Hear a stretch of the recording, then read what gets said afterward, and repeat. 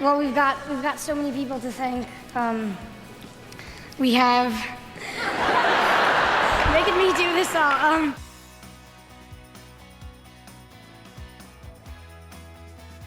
Number 10, Claire Danes, 15 years old. She was Juliet to Leo's Romeo, and she protected the US as Carrie Matheson in Homeland. But to some of us, Claire Danes will always be Angela Chase from My So-Called Life. Things were getting to me. Just how people are. How they always expect you to be a certain way, even your best friend. The show only aired for one season before being cancelled, but that was all it needed to gain a passionate cult following and earn its talented teen star a Golden Globe Award for Best Actress in a Drama Series. Who knows, maybe the show gave me a little more clout as an actress, or maybe people were more aware of my work, you know? But it's great that it happened. Danes was only 15 years old at the time and would also find herself nominated for an Emmy later that year. Don't forget the geometry review. Forget it. She already did. Number 9, Christy McNichol, 15 and 16 years old. These days, Christy McNichol might not be a name that many people know. She was last seen on screen in the 1995 Empty Nest series finale and officially retired from acting in 2001. That you'll come visit me in Vermont, right? Yeah, I was gonna come up for Christmas. It's not gonna be like our old Christmases.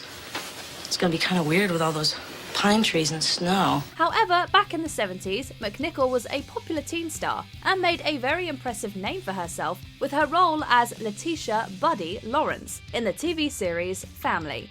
McNichol was nominated for an Emmy for Best Supporting Actress in a Drama Series for 3 straight years between 1977 and 1979. Gee, I don't know how you keep track. It's a very heavy schedule.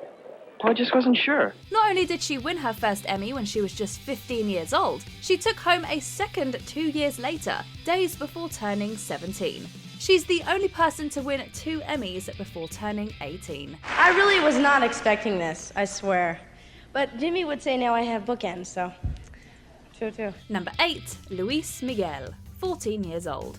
Some of you might not be as familiar with Miguel, given that, unlike the other Latin singers of his generation, he never crossed over into the English market. La fiesta sigue bonita, toda llena de alegría. La fiesta sigue bonita, toda llena de alegría, sí. But that sure didn't hold back his success, as he was the best-selling Latin singer of the 90s. In fact, he continues to hold the record as the highest-grossing Latin touring artist. For this list though, we have to go all the way back to 1985, when a 14-year-old Miguel took home the Grammy for Best Mexican-American Performance. Both he and Sheena Easton took home the Golden Gramophone for their duet, Me Gustas Tal Como Eres. Tú, la misma siempre tú, amistad. Number 7, Trent Kowalik, David Alvarez, and Kirill Kulish, 14, 15, and 15 years old. 14-year-old Trent Kowalik, 15-year-old David Alvarez, and 15-year-old Kirill Kulish made a whole lot of Tony Awards history back in 2009. It had nothing to do with their young ages though. And suddenly I'm flying like a bird, like electricity. You see, all 3 boys shared lead actor duty in the Broadway production of Billy Elliot the Musical. Their nomination was the first time the Tonys had ever nominated 3 actors as one performance. Oh my god. Wow. And just to make it all even that much more impressive, the role was each of the boys' Broadway debuts.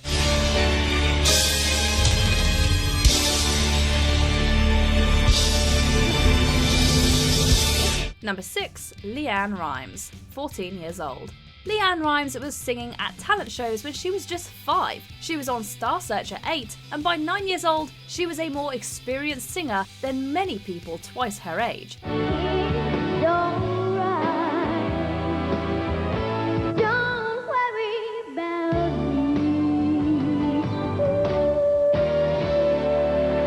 Then at 14, she did something that no one her age had ever done before. Rimes released her first studio album, Blue, at the age of 13. Oh, so lonesome for you.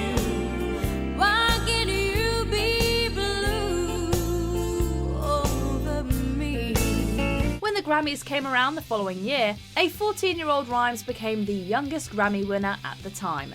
And she did it twice, winning for Best New Artist and Best Female Country Vocal Performance. Oh my gosh, I never expected this at all. This award means more to me than anything in this world. Number 5, Daisy Egan, 11 years old. The next time someone bets you $10 that you can't name the youngest female to ever win a Tony Award, you can go ahead and take that bet. There are those who might be familiar with Daisy Egan from her portrayal of Joey Riverton in the first 2 seasons of Good Trouble on Freeform. Did Jenny try to get back with you? Yeah, but once the trust is broken, there's no going back for me. But Broadway buffs know she was showing her star power way earlier. Back in 1991, as just an 11-year-old girl, Egan turned heads for her performance in the musical adaptation of The Secret Garden. So grow to greet the morning, leave the ground below. When a thing is wicked, has a will to grow and grow. She would eventually take home a Tony for Best Performance by a featured actress in a musical for her performance in The Secret Garden. Enjoy your $10. I don't think I can talk. Oh my god. Number 4, Anna Paquin, 11 years old. What are you? I told you, I'm a waitress. No. You're something more than that. Canadian-born Anna Paquin is recognisable to many for her portrayal of Sookie Stackhouse in the HBO series True Blood. She even won a Golden Globe for the role at the age of 26. While most actors don't even win their first major award by 26 years old, Paquin was an old pro by then, having taken home her first award 15 years earlier. I shan't practice and I don't care! Not only was it her first award, it was her first acting gig as well. Director Jane Campion chose Paquin out of 5,000 young girls who auditioned to play Flora McGrath in The Piano, and she didn't disappoint.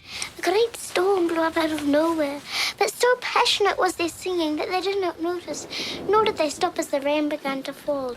And when their voices rose for the final bars of the duet, a great bolt of lightning came out of the sky. 11-year-old Paquin became the second youngest Oscar winner ever when she won Best Supporting Actress at the 66th Academy Awards.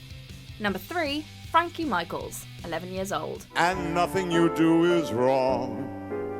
I'm proud you belong to me. They say that records are made to be broken, but Frankie Michaels set a record all the way back in 1966 that, as we enter the 3rd decade of the 21st century, is still standing strong.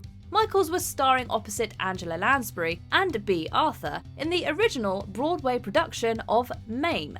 Both Lansbury and Arthur took home Tony Awards for their performances. My crony, my mates,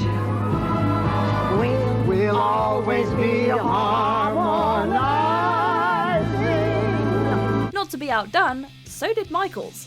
He was just 11 years old, and he made history as the youngest person to ever win a competitive Tony. But wait, wasn't Daisy Egan also 11 when she won hers in 1991?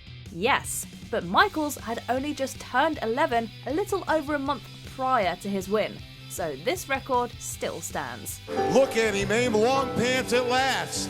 Number 2, Tatum O'Neal, 10 years old. In the late 70s, Tatum O'Neal dated Michael Jackson. In the 80s, she married John McEnroe. And in the 2000s, she shoe-shamed Carrie Bradshaw in Sex and the City. No offense, Carrie, but I really don't think we should have to pay for your extravagant lifestyle. I mean, it was your choice to buy shoes that expensive. Yes, but it wasn't my choice to take them off. They're just shoes. O'Neal has given people a lot to talk about over the years, but maybe nothing had people talking more than when she became the youngest person ever to win an Academy Award. O'Neal was 8 years old when she started filming Paper Moon. She turned 9 during the production. If you don't give me my $200, I'm gonna tell a policeman how you got it, and he'll make you give it to me because it's mine. But I don't have it. Then get it. A few months after turning 10, she won Best Supporting Actress at the 1974 Academy Awards. That same year, she also took home the Golden Globe for New Star of the Year Actress. Did you have any idea what a big deal it was winning that Oscar at age 10? No. No idea. Before we unveil our top pick, here are a few honourable mentions. Patty Duke, 16 years old. In 1963, Duke's Supporting Actress Oscar made her the youngest winner ever at the time. Mother! Papa! She knows! Roxana Zal, 14 years old. 14-year-old Roxana Zal is the youngest primetime Emmy winner ever. Glenn Close. I am not allowed to speak with my own child. You obviously wanted her more than you wanted me. Ted Danson, and in her Emmy-winning role, Roxana Zal, Something About Amelia. Blue Ivy Carter, 9 years old. The daughter of Beyoncé and Jay-Z, is now the second youngest Grammy winner ever. Skin just like pearls, best thing in the world. Never trade you for anybody else in a brown skin girl. Leah Peasall, 8 years old. 8-year-old Peasall won a Grammy for work on the Oh Brother, Where Art Thou soundtrack. In the highways, in the hedges, I'll be somewhere working for my Lord. Number 1, Ricky Schroeder, 9 years old. So that's what 14-year-olds are wearing now? Yeah, me and all my pals. Before he was the grown-up actor, Rick Schroeder starred in Lonesome Dove. And NYPD Blue, he was child star Ricky Schroeder, starring in the 80s sitcom Silver Spoons. Couldn't I stay here with you for a while? Oh, well, I'm not expensive. I mean, it won't cost much to feed me. I don't eat a lot. I got a real small body. But even before that, he was little Ricky Schroeder, making his film debut in the 1979 movie The Champ. While the film wasn't very well reviewed by critics, it was a financial success, and it put Schroeder in the spotlight, earning him a Golden Globe Award for Best New Male Star in a Motion Picture. He was only 9 years old when he won, and he remains the youngest person ever to win a Golden Globe. No, you're going. That's it. Please, Champ. All I want is to be with you. Please, Champ. I'll be somebody when I grow up. Somebody like you. Did you enjoy this video?